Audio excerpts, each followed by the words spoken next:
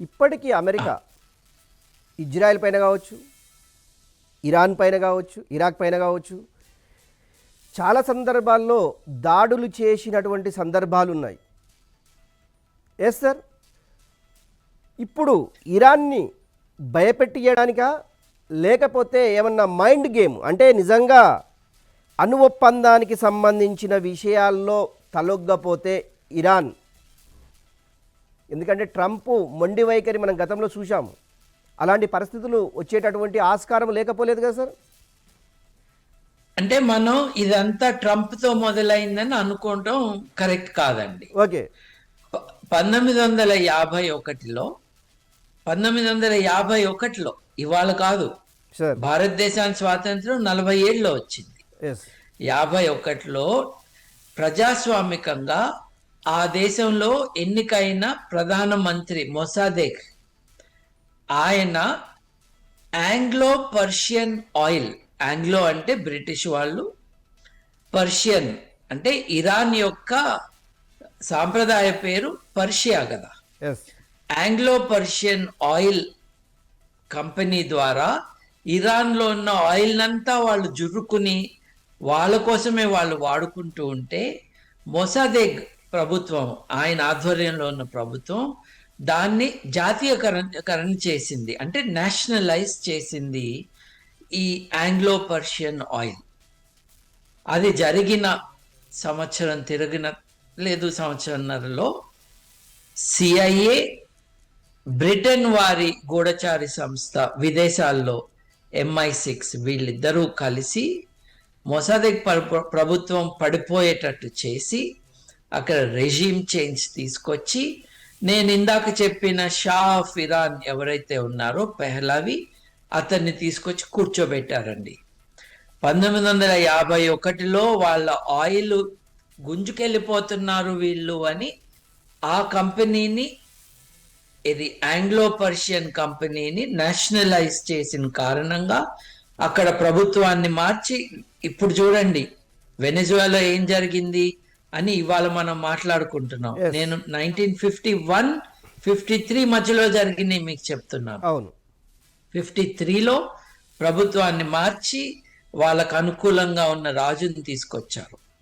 అప్పుడు Anglo Persian ఆయిల్ని మళ్ళీ బీపీ, బ్రిటిష్ పెట్రోలియం అని ఏదైతే అంటామో బీపీ కంపెనీగా మారింది. ప్రపంచవ్యాప్తంగా బీపీ యొక్క పట్టు మామూలుగా ఉండదు ఆయిల్ సప్లైలో. అప్పటి నుండి 79 వరకు, అంటే మనం 1953 నుండి 1979 వరకు షా యొక్క నియంతృత్వ పాలనను చూసాం. నియంతృత్వ పాలన నిజము, ఆధునిక సమాజం కోసం కొంచెం ప్రయత్నం చేయటం, అక్కడున్న వాళ్ళందరికీ మోడర్న్ ఎడ్యుకేషన్ వచ్చేటట్టు చేయటం, ఆడవారందరూ యూనివర్సిటీకి వెళ్ళేటట్టుగా అవకాశాలు క్రియేట్ చేయటం అంతా జరిగింది. కానీ మొసాదెక్ అటువంటి వాడు కాదు. ఆయనేమి ఇస్లామిక్ మతతత్వ ఫండమెంటలిజంలో నుంచి వచ్చిన వాడు కాదు. ఎస్. కానీ ఇరాన్లో ఇస్లామిక్ పాలన రావాలి అని ప్యారిస్లో కూర్చుని ఇస్లామిక్ రెవల్యూషన్ని తీసుకొచ్చిన ఖొమేనీ వచ్చిన తర్వాత 79 నుండి ఇప్పటి వరకు ఇరాన్కి యాక్టివ్ శత్రుత్వం ఉన్నది. యుద్ధం కాకపోయినా వెస్టర్న్ కంట్రీస్ అన్నిటి మీద శత్రుత్వం ఉన్నది. ఎందుకు?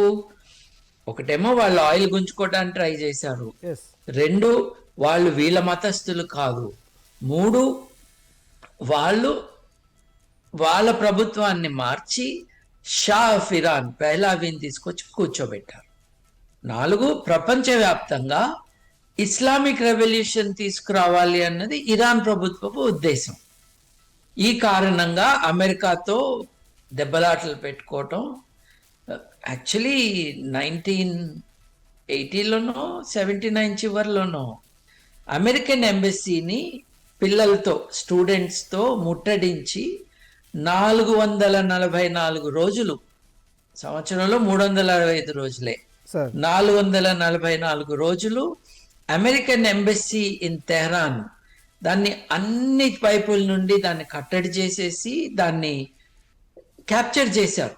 దాంట్లో వాళ్ళు బయటకు వెళ్ళటానికి ఇల్లు లేకుండా చాలా కష్టపడి అమెరికా తమ మనుషుల్ని విడిపించుకొని తీసుకొచ్చింది. ఈ రోజు మనం ఇరాన్ని చూసి ఇరాన్లో జరుగుతున్న నియంతృత్వాన్ని, అక్కడ మతం పేరుతో జరుగుతున్న దారుణాలని చూసి చీదరించుకుంటాము. ఎస్.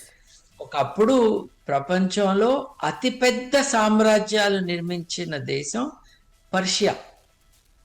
పర్షియన్ సామ్రాజ్యం, ఆకెనిడ్ సామ్రాజ్యం. అంటే చాలా రకాల పర్షియన్ సామ్రాజ్యాలు ఉన్నాయి. దాన్ని స్థాపించిన సైరస్ రాజు. వాళ్ళు ఇవాళ మనం పార్సీలు అంటున్న జొరాస్ట్రియన్ మతానికి చెందినవాడు సైరస్. ఆయనని సైరస్ ద గ్రేట్ అంటారు. ఎస్. ప్రపంచంలో మొట్టమొదటిసారి సార్. మానవ హక్కుల ఘోషణ చేసింది ఈ రాజు. ఓకే. అతను అంతా శాంతియుతంగా ఏమీ లేడు. ఏ రాజు ఎక్కడా శాంతియుతంగా ఉండడు. అశోకుడు కూడా చివరి దశలో శాంతి మాట్లాడాడు. ఈ సైరస్ ద గ్రేట్ అనే అతను ఆధునిక శకానికి 520 సంవత్సరాలకు పూర్వం, అంటే బుద్ధుడి తర్వాత ఒక 50-70 సంవత్సరాల తర్వాత ఆయన ఈజిప్ట్ దాకా తన సామ్రాజ్యాన్ని విస్తరించి ఇటు ఆఫ్ఘనిస్తాన్ యువతల దాకా తీసుకొచ్చి రోమన్ సామ్రాజ్యం కంటే పెద్ద సామ్రాజ్యాన్ని నిర్మించాడు. మౌర్యుల సామ్రాజ్యానికంటే 50% పెద్దది ఆయన సామ్రాజ్యం. ఆయన పని ఏంటి? విస్తరించటం, దాడి చేయటం, ఆక్యుపై చేయటం. అట్లా చేస్తున్న వ్యక్తి మానవ హక్కుల ఘోషణా పత్రం కూడా విడుదల చేశాడు. ఓకే. ఓకే. దాంట్లో మనం ఎవరినైనా దాడి చేసి ఆక్యుపై చేసుకుంటే వాళ్ళ ఆస్తులు వాళ్ళకి తిరిగి ఇచ్చేయాలి, ఎవరిని మత మార్పిడి చేయకూడదు అని ఇటువంటివి కొన్ని ఉన్నాయి. యుద్ధము, ఎక్స్పాన్షన్, ఆక్యుపేషను దారుణం. కానీ ఆయన వాటి గురించి కూడా మాట్లాడాడు, మానవ హక్కుల గురించి. ఆ పర్షియన్ ఎంపైర్ ఇన్ఫ్లుయెన్స్ ఎట్లా ఉండేది, ఎంత ఉండేది? ఇవాళ భారతదేశంలో కూర్చుని రూమీ కవిత్వం చదువుకుంటాం. రూమీ ఎక్కడవాడు? అక్కడవాడే. ఒమర్ ఖయాం గురించి మాట్లాడతాము. ఒమర్ ఖయాం ఎక్కడ పుట్టాడు? ఇరాన్లో పుట్టాడు. క్రిస్టియన్ క్యాలెండర్ కంటే ఇంకా మంచి క్యాలెండర్ తయారు చేశాడు ఆయన. ఆయన చాలా ఆధునికంగా ఆలోచించే మనిషి. అవిసెన్నా పుట్టింది అక్కడి నుండి. అంటే ఆధునిక అరబ్, ఆధునిక ప్రపంచ నాగరికతకి పునాదులు వేసిన వాళ్ళల్లో ఇరాన్లో పుట్టిన వాళ్ళు ఉన్నారు. చాలా గొప్ప పనులు చేసిన వాళ్ళు ఉన్నారు. ఇవాళ ఇస్లామిక్ రెవల్యూషన్తో చేసిన వినాశనాన్ని చూసి ఆ దేశాన్ని తక్కువ అంచనా వేయకూడదు. తాజ్మహల్ ఉందండి. తాజ్మహల్ డ్రాయింగ్ వేసింది ఎవరు? ఇరాన్ వాళ్ళే. మొఘల్ సామ్రాజ్యంలో మొఘలులు ఎక్కడి నుంచి వచ్చారు? మంగోలియా నుండి ఆఫ్ఘనిస్తాన్ మీదుగా బాబర్ వచ్చాడు భారతదేశానికి. ఈ మంగోల్స్ అక్బర్ కాలం నుండి వాళ్ళు వాళ్ళ కోర్ట్ లాంగ్వేజ్ పర్షియన్ వాడారు. అంటే రాజుగారి ఆస్థానంలో పర్షియన్లో మాట్లాడుకునేవాళ్ళు. రాజుగారి డాక్యుమెంట్స్ అన్నీ పర్షియన్లో ఉండేవి. మొఘల్ ఏంటండి, గోల్కొండ రాజ్యంలో మొదటి 90 ఏళ్ళు, గోల్కొండ డైనాసిటీలో మొదటి 90 ఏళ్ళు పర్షియన్ భాషలోనే కోర్టు వ్యవహారాలు ఉండేవి. తెలుగుని తీసుకొచ్చిన తర్వాత కూడా ఇంకొక 60 ఏళ్ళు పర్షియన్ ఉండింది. ఆ తర్వాత హైదరాబాద్ రాజ్యం వచ్చాక 1860s వరకు హైదరాబాద్ సంస్థానంలో పర్షియన్ భాషలోనే జరిగేవి. కోర్టు దస్తావేజులన్నీ పర్షియన్లో ఉండేవి. అంత ఇన్ఫ్లుయెన్స్ ఉండేది పర్షియాకి. అంటే ఏ సామ్రాజ్యం అయినా అన్యాయమే చేస్తుంది, వేరే వాళ్ళని దాడి చేసి వాటిని ఆక్యుపై చేసుకుని. కానీ అంత పవర్ఫుల్ గా ఉండేదని చెప్పడానికి నేను ఇది అంత స్ట్రాంగ్ ఇన్ఫ్లుయెన్స్ ఉన్నది. ఇవాళ చిన్న దేశంగా మిగిలింది. చిన్నదంటే భారతదేశానికి సగం సైజ్ అండి. ఇరాన్ 9 కోట్ల మంది జనాభా ఉన్న దేశం. ఒకటి ప్రపంచంలో వెనెజువెలా తర్వాత ఇంత ఆయిల్ ఉన్నది ఈ దేశంలోనే. సార్ ఒకటి బీదగా ఇవాళ మారింది ఎందుకు అని అంటే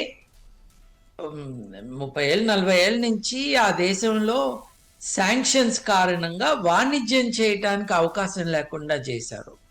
అయినా కూడా భారతదేశపు సగటున పర్ క్యాపిటా జీడిపి $3,000 కంటే తక్కువ ఉంటే ఇరాన్లో $4,500 ఉందండి. అంటే మనకన్నా ధనిక దేశమే పర్ పర్సన్ చూసుకుంటే.